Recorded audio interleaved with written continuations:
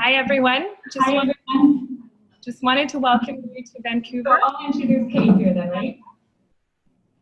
And so before I pass it over to Kate, I just wanted to acknowledge her influence in this field. The pioneers for us today. So the video that we saw was some of her work from the 1990s.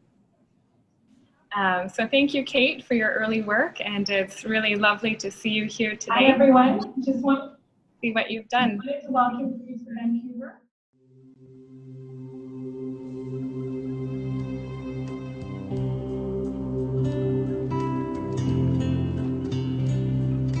Hi, I'm Kate Collie. And I'm Davor Čubranić. I'm an artist, counselor, and art therapy researcher. Davor's a computer scientist. In this video, we're going to show you a system we created that makes it possible to conduct art therapy sessions from a distance. A few years ago, we got the idea that computers and the internet could be used to make art-based services available to people who wouldn't be able to receive this kind of support otherwise. The idea isn't to replace face-to-face services, simply to make art-based psychosocial support available to more people, especially people who are homebound. Because we expect the system will be especially useful for clients who are experiencing isolation, we designed it for interaction amongst a small, private art therapy group. The demonstration you're about to see shows how art therapy could take place with clients who are all in different geographical locations, each one with a computer connected to the internet. These are some examples of art images made during test sessions of the computer system.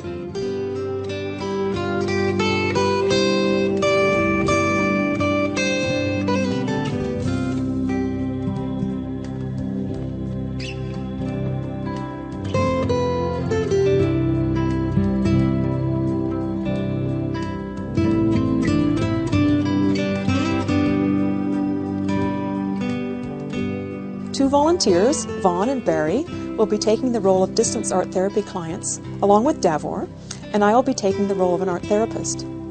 We won't be role-playing an art therapy session, just demonstrating the features of the system we've developed. We can talk to each other through the computers, and we can use our custom-designed paint program to make computer drawings that we will be able to show to each other using the image sharing feature of the system. Let's have a look at the paint program. It's a very naturalistic and user-friendly program suitable for children and adults, artists and non-artists. It was designed to allow a high level of expressive freedom, yet it's easy to learn and easy to use. When the program begins, a small toolbox appears on the computer screen. To start a drawing, the artist clicks on the icon in the toolbox that shows a piece of paper. Each new drawing surface comes with a palette of thousands of colors. There are 5 drawing tools: marker, pastel, spray brush, and eraser. The artist chooses a tool by clicking on the icon in the toolbox, and then chooses a color by clicking on the round palette. Now the tool is loaded with color, and the artist can draw by pulling the cursor across the drawing surface while holding down the mouse button. Each tool has a variety of different widths, which are chosen just by clicking with the mouse. The marker goes on like wet ink and has a very broad brush plus 6 other options. The spray brush is like a can of spray paint, has 3 widths. The eraser is a way just to return to white. The toolbox also has a color matcher that allows the artist to quickly match a color that was used previously. Click on the color matcher, click on the color to be matched, and the color appears ready to be used. As the art therapy clients are making drawings, the art therapist can watch the drawings being made. The people who are drawing can see that other drawings are being made by people in the group. For every new drawing surface that is opened by someone in the group, an icon appears with that person's name on it. People in the group can speak to each other, but they can't see each other. In an art therapy group, the therapist helps create a sense of personal connectedness in the group by speaking to each person at least every few minutes throughout the session and making sure all the voices are heard regularly by the group. Vaughn, how are you doing? I'm doing pretty good. Can't you see? It's working this time? Yeah, it's working great. How about you, Barry? Can you hear me okay? Yes, I can. The group members can further enhance the sense of personal connectedness with the group by giving the group information about the surroundings where they are. What's that, Kate? I didn't hear you. A truck just went by. Oh, I was just saying, Vaughn, that find a stopping point and finish up what you're doing. Then we'll look at everybody's drawings together. Okay. Permission is secured from the person who made the drawing before the others look at it. Davor, shall we look at your drawing first? Sure, I'm done. When the art activity is finished and it's time to show the drawings to the whole group, group members click on the icon of the person who is ready to show their work. Have you all got that? Yep, got it. Davor, would you like to say anything about this drawing? Okay, so this is my drawing, and I wanted to make it like a cave art, so there is the usual hunters and a deer, and I also put in some other symbols here, such as this hand, which I'm not sure is really cave art symbol, but I saw it somewhere together with this spiral. Okay, but what's this guy over here? So you see, when the drawings are being originally I wanted discussed, to have it's possible for people to point to things in their drawings and to see what other people are pointing at. Group members and the art therapist can use their pointers to let the maker of the drawing know where they are looking. And also to make it not look like the sun, I also put these twirly marks around it. So now all these little curly things make it look more like a flower than a sun. So you can see that what we've created is not a therapeutic modality, but rather a communication system that allows people in different locations to communicate with each other in real time using speech and hand-drawn images. This makes it possible for group or individual art therapy sessions to take place even if the client and the therapist can't be in the same place. The system could handle a range of art therapy approaches and techniques. An art therapist could use it in any way she or he wanted to. What I'm referring to as the system is both the computer system, the technological side, and the communication procedures we have developed for using it, the human side. A preliminary evaluation showed us that the system could be particularly valuable for people with disabilities.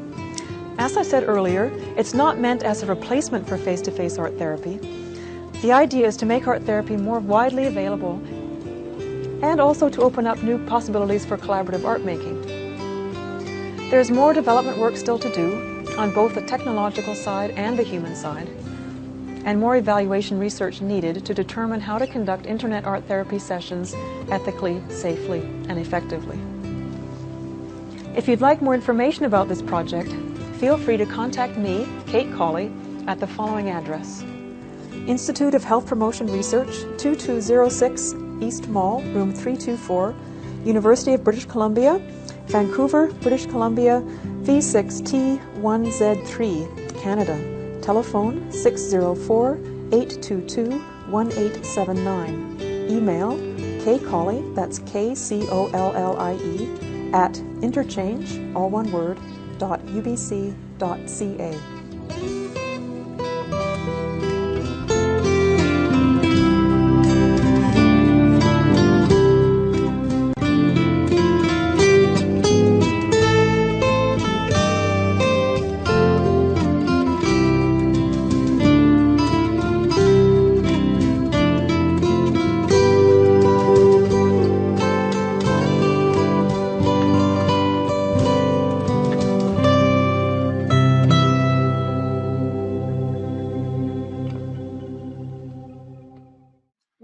That I've been thinking about today, knowing that this video would be shown, is how much things have changed since, well, 1999, really 20 years.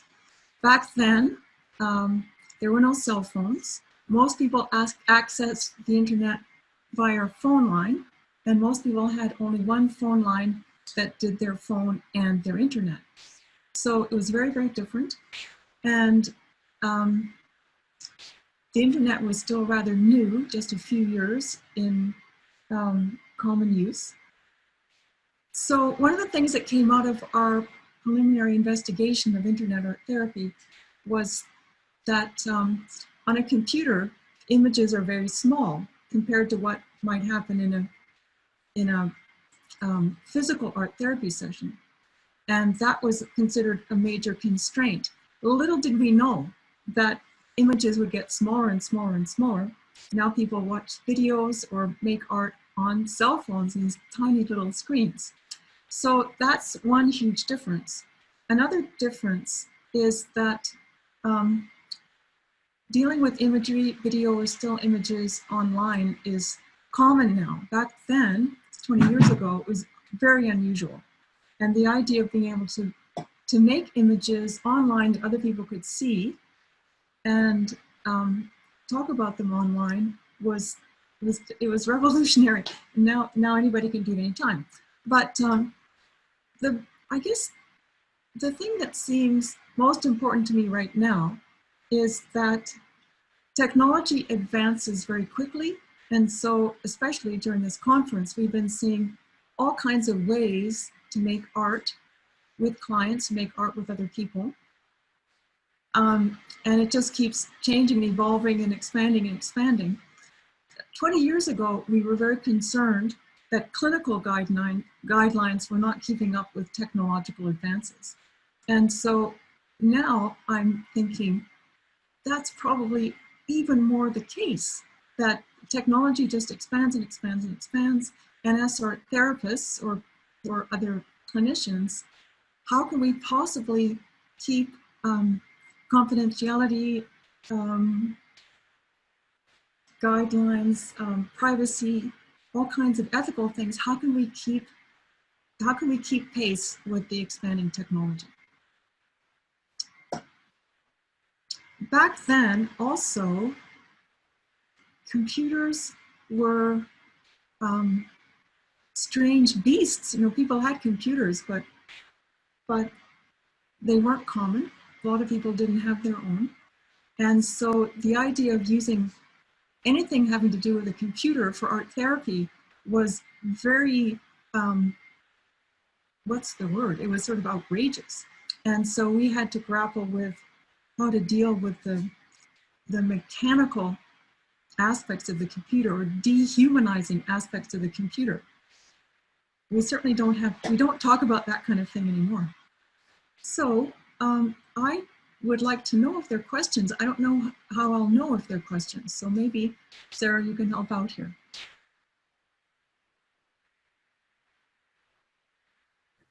Hi, can you hear me, Kate? I can hear you, good. Okay, great.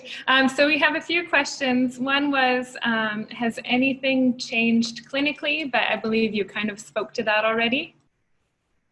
Has anything changed clinically with how a therapist interacts with their clients since you've done this video? Oh, you mean from a distance? Mm-hmm. Is that okay? Well, I think that the issues of confidentiality and privacy are not what they were back then. I think that people overall are much more relaxed about putting themselves out there online. And I don't know, and I'm sort of, I don't really know what to say about that, because I think things have changed and are always changing. And I think that, I don't want to generalize about other people, because I personally don't do art therapy online anymore. Thank you. Another question, has anyone tried to develop your art therapy program that was demonstrated in the video? No, I wish they would, because I think, you know, it's funny, isn't it, that all these years later, it still seems like it could be useful. And I wish there was something like that. Really simple, really low bandwidth, and really easy to learn and easy to use, with speech communication and a shareable painting. And I think to me, it's sort of an obvious thing to do, but I don't think there's anything like that in existence.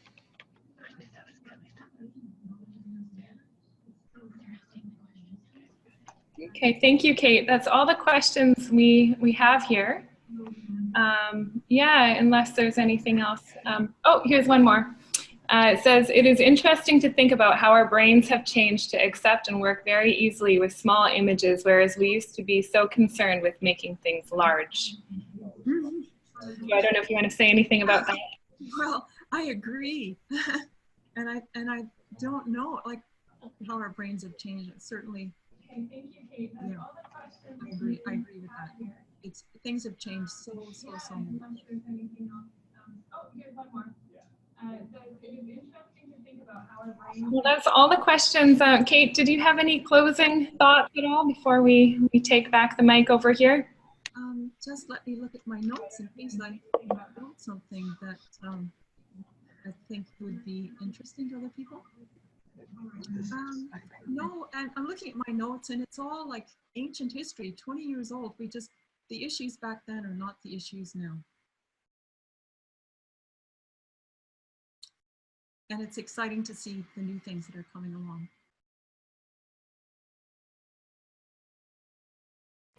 Well, thank you so much, Kate. We're going to go on to the next presentation now. So yeah, thank you, Kate. Well, Maybe thanks see you again later.